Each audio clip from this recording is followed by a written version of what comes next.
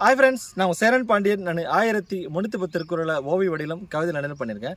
இன்னைக்கு நம்ம வீடியோல என்ன பார்க்க போறோம்னா, வேண்டுதல் வேண்டாமை இலானடி சேர்ந்தார்க்கு யாண்டும் இடும்பையில அப்படின்ற திருக்குறளை மறைஞ்சிருக்கக்கூடிய ஆழமான விஷயங்களை ஓவிய வடிவில பார்க்க போறோம்.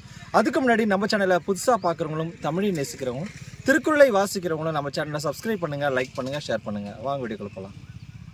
இந்த உலகத்தில் எத்தனை பேர் இறந்தவர்களை எண்ணி வருந்துகின்றீர்கள்? அப்படி நீங்கள் உலகில் இருந்து இறந்தவர்களை எண்ணி வருந்துபவர்களாக நீங்கள் இருந்தால் இந்த பதிவை பார்த்து உலகில் இரவாமல் இருப்பவர்களை பார்த்து வருந்துவீர்கள். பொதுவாகவே ஒவ்வொரு மனிதர்களும் எண்ணுவது என்னவென்றால், பிறந்து உடல் உருவத்தை பெற்று இறந்து அந்த உடல் உருவத்தை இழக்கும் போது அதை பாவம் என்று எண்ணி வருந்துவார்கள். காரணம், இறந்தவர்கள் உடலை இழந்து இல்லாமல் போய்விட்டார்களே என்று எண்ணி. உண்மையில் சொல்லப்போனால் உடல் உருவத்தை பெற்றவர்களே இருக்கும் நிலையை விட்டு இல்லாத நிலைக்குள் வந்தவர்.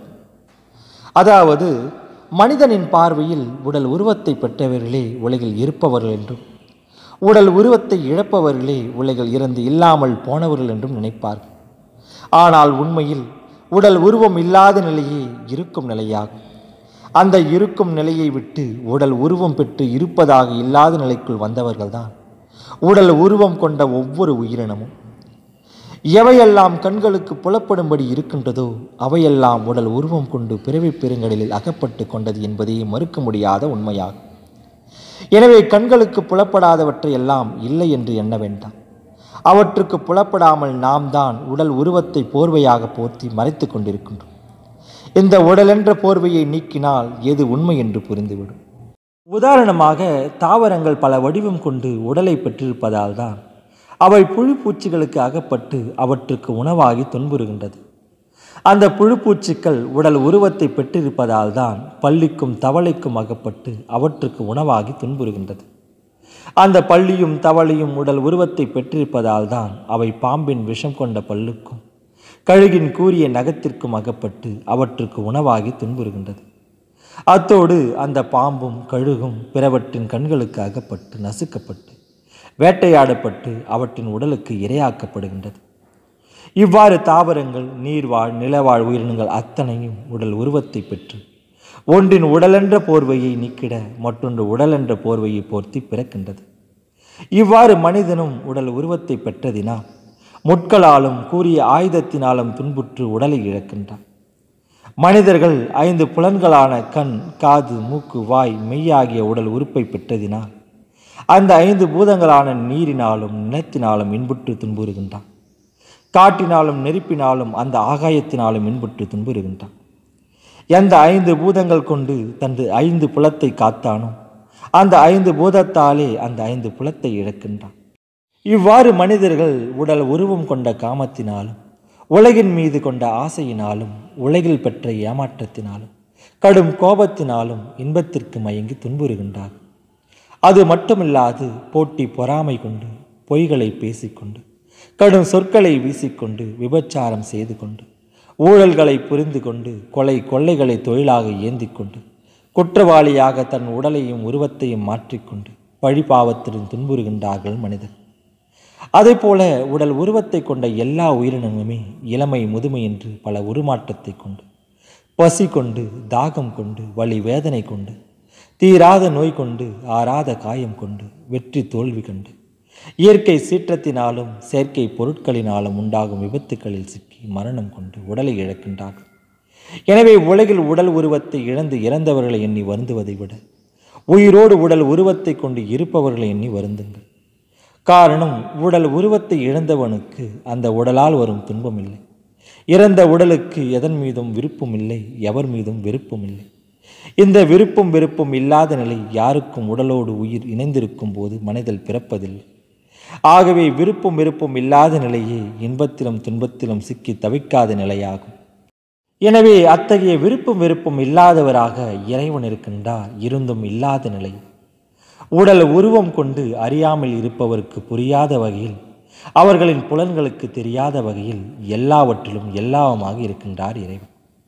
அத்தகைய விருப்பம் இல்லாத இறைவனின் திருவடிகளை சேர்ந்தவர்களுக்கு துன்பம் என்பதே இல்லை என்று சொல்லுகின்றார் திருவள்ளுவர். அதாவது வேண்டுதல் வேண்டாமை இலானடி சேர்ந்தார்க்கு யாண்டும் இடும்பை இலை என்று சொல்லுகின்றார். காரணம், இறைவனை சேர்ந்தவர்களுக்கு உடலை கொண்டு பிறக்க வேண்டிய நிலையும் உடலை இழந்து இறக்க வேண்டிய நிலையும், இம்மை மறுமை என்று இன்பத் துன்பத்தில் சிக்கி தவிக்க வேண்டிய நிலையும் வாய்க்காது. உடல் கொண்ட தாவரங்கள் வெட்டி விறகாக்கப்படுகின்றது. உடல் கொண்ட புழுப்பூச்சிகள் காலில் மிதிப்பட்டு இறக்கின்றது. உடல் கொண்ட நீர்வாழ் நிலவாழ் உயிரினங்கள் ஒன்றை ஒன்று அடித்து வேட்டையாடி ருசித்து தின்னுகின்றது. ஒன்றின் வலியும் வேதனையும் மற்றொன்றுக்கு சுகமும் இன்பமாக தெரிகின்றது. இதுவே உடல் கொண்ட உயிர்களின் அறியாமை என்று நன்கு புரிகின்றது. எனவே உலகில் பிறந்தவர்களே இறந்தவர்களை எண்ணி வருந்த வேண்டாம். இறந்தவர்கள் இனி பிறவாமல் இருக்க வேண்டும் என்று எண்ணுங்கள். பிறந்து இருப்பவர்கள் இனி இரவாமல் இருக்க என்ன வழி என்று தேடுங்கள். காரணம், பிறவி என்பது பெருங்கடல். அந்த பெருங்கடலில் முடிவில்லாது இரவு பகலில் உறங்கி விழிப்பது நிம்மதி என்று எண்ண வேண்டாம். ஏனென்றால் பிறப்பும் இறப்பும் கூட இரவு பகலில் முடிவில்லாது உறங்கி விழிப்பதை போன்றது என்று சொல்லுகின்றார் திருவள்ளுவர். அதாவது, இரவில் உறங்கியவன் பகலில் விழிப்பது எப்படி உறுதியோ அதை போன்று அறியாமை என்ற இருளில் மரணம் கொண்டு உறங்கியவன் அறிவு என்ற ஒளி கொண்டு பிறப்பு என்று விழிப்பதும் உறுதி என்று சொல்லுகின்றார் திருவள்ளுவர். எனவே இறப்பவன் பிறப்பது உறுதி என்றால் பிறந்து இருப்பவன் இறப்பதும் உறுதியாகின்றது. அதாவது, என்னதான் ஒருவன் பகலில் விழித்திருந்தாலும் இரவு என்ற இருள் சூழ்ந்ததும் உறங்குவது உறுதியாகின்றது. அதை போன்று அறிவு என்ற வெளிச்சத்தில் பிறந்தவன் அவனும் அறியாமை என்ற இருளில் மரணம் கொண்டு உறங்கித்தான் ஆக வேண்டும்.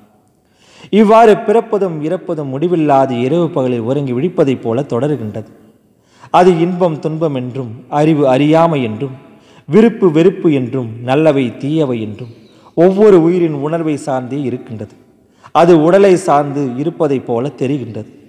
எனவே மனிதர்களே, உலகம் சுற்றுகின்றது என்று அதில் நாம் சுற்றவில்லை என்று எண்ணாதீர்கள்.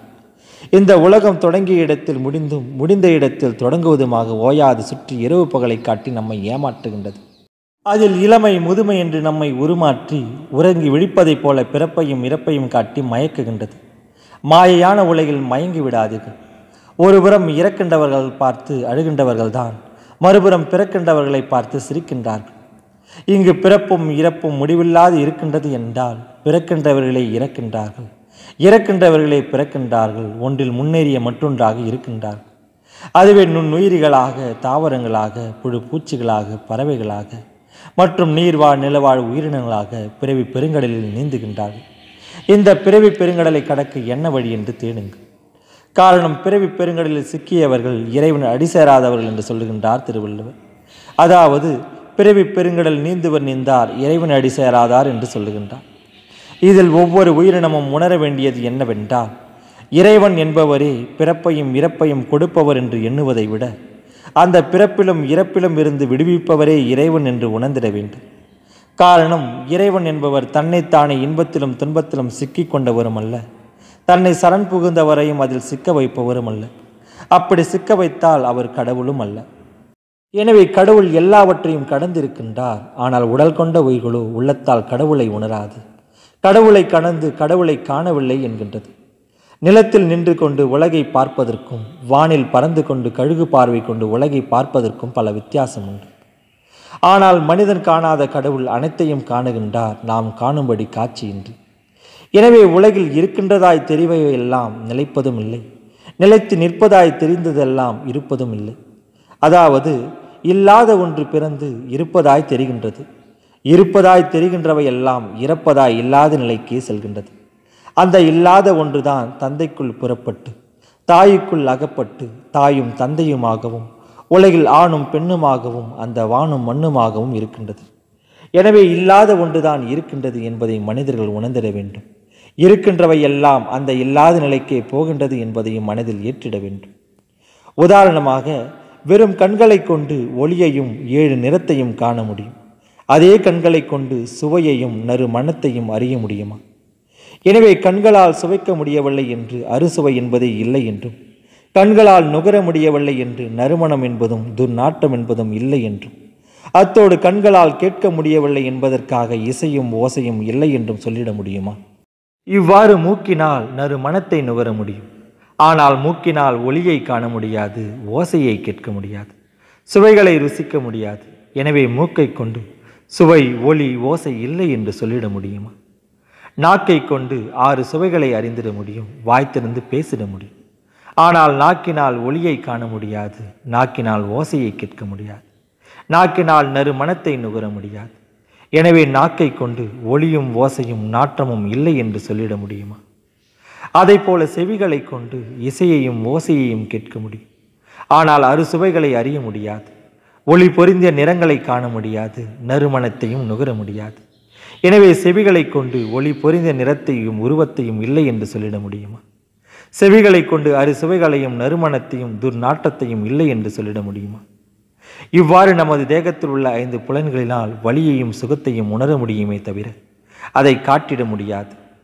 எனவே ஒன்றிணைந்த 5 பூதத்தால் உருவான நமது 5 புலன்களிலே ஒன்றின் தன்மை மற்றொன்றை அறிய முடியாத போது எதிலும் அடங்காது எல்லாவற்றையும் அடக்கி ஆளும் அந்த விருப்பு வெறுப்பு இல்லாத இறைவனை எந்த 5 புலத்தை கொண்டு மனதில் அறிந்திட முடியும்? சற்று சிந்தித்து பாருங்கள். கடவுள் எல்லாவற்றையும் கடந்து காணுகின்றார் என்று உணர்ந்து பாருங்கள். மேலும் இதை குறித்து விரிவான விளக்கத்தை அடுத்த பகுதியில் பார்ப்போம்.